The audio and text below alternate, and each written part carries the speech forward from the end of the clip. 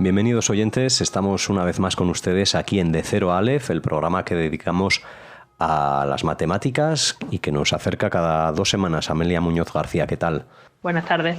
Bueno, Amelia, hoy coincidiendo con ese Día Internacional de la Mujer en la Ciencia, pues nos traes una matemática de origen judío, fue italiana, falleció hace apenas 12 años, centenaria, y eso te lo puedo decir yo, Elma Castelnuovo, pero tú nos puedes decir mucho más sobre su educación, sobre su especialización en ella y sobre sus padres o su padre y su tío matemáticos, y queremos saber sobre su obra. Pues sí, en efecto, esta mujer va a vivir entre 1913 y 2014 y desde mi punto de vista, como muchos otros, era matemática nata en el sentido de que antes o después, si se le hubieran dado los medios necesarios, hubiera terminado llegando a las matemáticas, pero es que a esta mujer se lo ponen en bandeja en el siguiente sentido. Su padre va a ser Guido Castelnuovo y su tío, es decir, el hermano de su madre, va a ser Federico Enríquez, los dos matemáticos judíos italianos muy importantes que contribuyen o prácticamente son la mitad de la escuela de geometría algebraica en Italia en aquel momento, que tenía fama a nivel mundial. Y además, sobre todo su padre se interesa por la didáctica de las matemáticas, tanto a nivel universitario como escolar. Entonces, ella, al encontrarse sumergida en ese ambiente de joven, pues se encuentra con una situación en donde la conoce, puede desarrollarse y se toma un interés que va a ver cómo forma su carrera a lo largo de toda su vida. Por comentar un poco cómo solemos empezar con su infancia, y sobre todo también por comentar un poco sobre estos dos personajes que van a ser tan influyentes en su vida, es decir, que ella vive entre 1913 y 2014 y nace en Roma, en el seno de una familia judía con estos dos grandes matemáticos fundadores de la Escuela Italiana de Geometría Algebraica, Guido Castelnuovo, que vive entre 1865 y 1952, que va a ser su padre, y Federico Enríquez, entre 1871 y 1946. Sobre Federico Enríquez tenemos un programa, pero sobre Guido no. Entonces, la escuela italiana se caracteriza por la intuición geométrica empleada. A veces no había una formalización estricta, sino que se dejaban un poco guiar por la intuición. Pero eso a veces, era una matemática sólida construida con una buena base. Y entonces esto lo que hace es que desemboca en ocasiones en falta de rigor y en falta de lagunas, pero por otro lado hay una gran creatividad en el trabajo de esta escuela. Estudian superficie algebraica, clasifican variedades y esto van a ser un par de cosas de las que hacen. Guido era también un estudioso de la didáctica. Él aboga porque las matemáticas escolares tienen que nacer de problemas reales y experiencias del estudiante. No deben de ser un sistema lógico cerrado, sino una actividad viva. No me sorprende, Guido se especializa en métodos geométricos, que son muy intuitivos, en el estudio de curvas y de superficie algebraica, entonces se presta a ello. De hecho, Guido Castelnuovo, como decíamos, vive entre el 1865 y 1952, trabaja sobre todo en geometría algebraica, pero también en probabilidad y en estadística, ciencias actuariales, etcétera. Se gradúa en Padua en 1886 y eventualmente ocupa la cátedra de Geometría Analítica y Proyectiva de la Universidad de Roma, La Sapienza. Esto será en 1891, donde desarrolla la mayor parte de sus estudios en geometría algebraica. Por ejemplo, él va a desarrollar, valga la redundancia, con Federico Enríquez, la clasificación birracional de superficie algebraica, teoría de sistemas lineales de curvas, máximo género posible de curvas proyectivas, etc. Luego también en estadística y probabilidad, Guido se interesa por teoría de la probabilidad aplicada a seguros y estadística actuarial, llegando a fundar y a dirigir el Instituto Central de Estadística e impulsando el estudio universitario de estadística probabilidad, que prácticamente no existía hasta que no llega Guido. No solo era un gran investigador de alta matemática, como vemos, sino que también estaba interesado en didáctica. Con respecto a Enríquez, también matemático judío italiano, A él sí que lo expulsan de la Sapienza en 1938 cuando llegan los fascistas, que esto le pasa a Emma, pero luego lo comentaremos, y no le pasa a Guido pues porque él se había retirado en el 35, que si no también. Enríquez recupera la cátedra en el 44 tras la caída de los fascistas y se va a hacer famoso pues por la clasificación que hemos comentado antes, pero también porque contribuye en historia y filosofía de las matemáticas. Recibe premios tales como por ejemplo el premio Real en Matemáticas en 1907 con Levi-Civita. Este es un premio que lo concede la Academia Real del Liceo, la Academia de Ciencias más antigua de Italia. Y además también va a ser elegido miembro de la Academia Real del Liceo en 1906, la Academia Nacional de Ciencias de Italia, la Academia de Ciencias Morales y Políticas francesa, esto en 1937, etcétera. Si quieren ver más información sobre él, pues en su programa correspondiente, ¿no?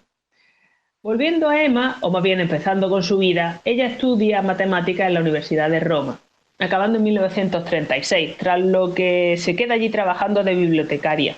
Pasa un par de años, aparte de bibliotecaria, estudiando, y en el 38 aprueba el equivalente a unas oposiciones para un puesto de profesor en un colegio de secundaria italiano. El rango de edad es entre los 11 y los 14 años, y este va a ser prácticamente el rango en el que trabaje Emma todo el tiempo.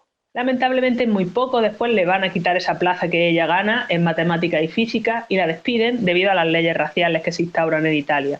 Entonces pasa a enseñar en una de las escuelas específicamente creadas para los niños judíos que tenían prohibido asistir como alumnos a escuelas estatales, entre otras muchas cosas.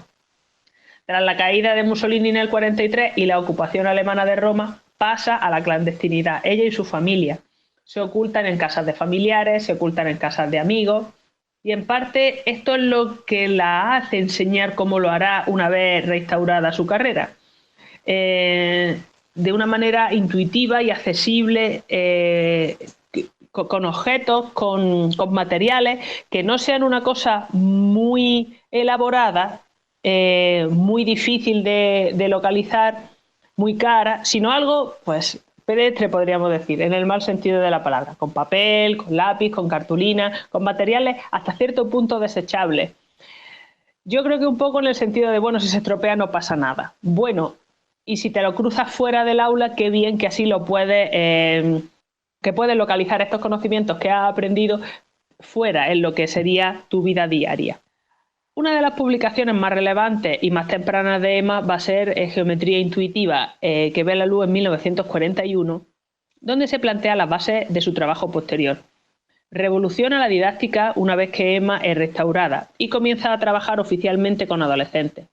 Este libro se va a centrar en ideas tales como, por ejemplo, la experiencia directa, es decir, el uso de materiales que veíamos antes, cuerdas, papel, para que el estudiante aprenda conceptos teóricos. Se dice que tenía un armario lleno de chismes que empleaba pues, para enseñar, como por ejemplo un biberón, un reloj de arena. Dicen que el biber era para hablar de volúmenes, de capacidades, que el reloj servía para visualizar el tiempo y experimentar con medición y fracciones, por poner un par de ejemplos muy concretos. Volviendo al libro, también recoge ideas como por ejemplo el descubrimiento de las matemáticas a través de la práctica, sus leyes, sus definiciones, visualizar y manipular, conectar con el mundo real, etc. Está organizado como una guía de actividades, más que como un libro para enseñar a maestros, que es lo que en realidad es, un libro para maestros. Entonces encabeza la transición italiana a la enseñanza contemporánea y plantea una metodología claramente opuesta a todo lo que todo lo que venía haciéndose antes, hasta llegar pues a los maestros iniciales. Ya se inspira en Arquímedes, en Galileo y también en Alexis Claude Clairaut y sus elementos de geometría de 1741, un libro que considera bastante importante. Y de ello va a sacar la inspiración. Este volumen de Emma Castelnuovo va a ser el primero de muchos otros, un total de entre 15 y 20, según se cuenten las ediciones, colaboraciones, actas, ¿no? y más de 100 artículos. Todo esto lo pone en práctica desde su plaza en el Instituto Tasso de Roma, un instituto de secundaria, entre 1944 y su jubilación en el 79. Que por cierto, esto no significa que lo deje. Vemos que entre el 77 y el 82, por ejemplo, la UNESCO la manda a Níger 4 veces a enseñar en clases equivalentes a una edad, de los chiquillos que estaban allí, equivalente a la edad de los italianos. Y por otro lado va a formar parte de multitud de organismos, pero de multitud, ¿eh? Por ejemplo, va a ser miembro fundador de la CIEAM, la Comisión Internacional para el Estudio y la Mejora de la Enseñanza de las Matemáticas, en la década de 1950, en Francia. Va a ser su presidenta entre el 79 y el 81. Va a ser miembro sin país o miembro sin localización de la ICMI, la Comisión Internacional de Enseñanza de las Matemáticas, entre el 75 y el 78. Este miembro general, podríamos decir, toma decisiones sin representar a un país específico, que es lo que hacen los miembros que pertenecen, podríamos decir, a una categoría un poco inferior. Entonces, esta membresía que ella tiene va a ser un reconocimiento internacional muy prestigioso. No llega a ser representante de Italia, pero participa a nivel internacional en congresos. Presenta trabajo y contribuye a través del ICMI y en otros ambientes al desarrollo internacional de la didáctica de las matemáticas. Otros reconocimientos oficiales que va a tener a su carrera va a ser, por ejemplo, que va a ser gran oficial de la Orden al Mérito de la República Italiana en 2009. Y hay un premio en su nombre, además, el Emma Castelnuovo de la ICMI, a los logros sobresalientes en la práctica de la educación matemática. Será cada 4 años. Y bueno, además de eso, pues, por ejemplo, participa en congresos de la ICME desde 1969. Todo esto lo va a llevar a cabo, ya les digo, desde su base en Italia como profesora, pero también interactuando y viajando mucho con otros matemáticos y con otros educadores. Y va a estar trabajando prácticamente hasta el final. Y muere en su casa en diciembre de 2014 con más de un siglo de edad. Bueno, pues una trayectoria que destacamos hoy aquí en este día que precisamente alude a las mujeres en la ciencia y que con Emma Castelnuovo nosotros por lo menos acercamos a todas aquellas chicas que quieran dedicarse a la matemática, al análisis o a otras ciencias relacionadas, como lo hizo esta italiana de origen judío, de la que nos ha hablado hoy aquí en Radio Sefarad, Amelia Muñoz García. Muchas gracias. Gracias a ustedes.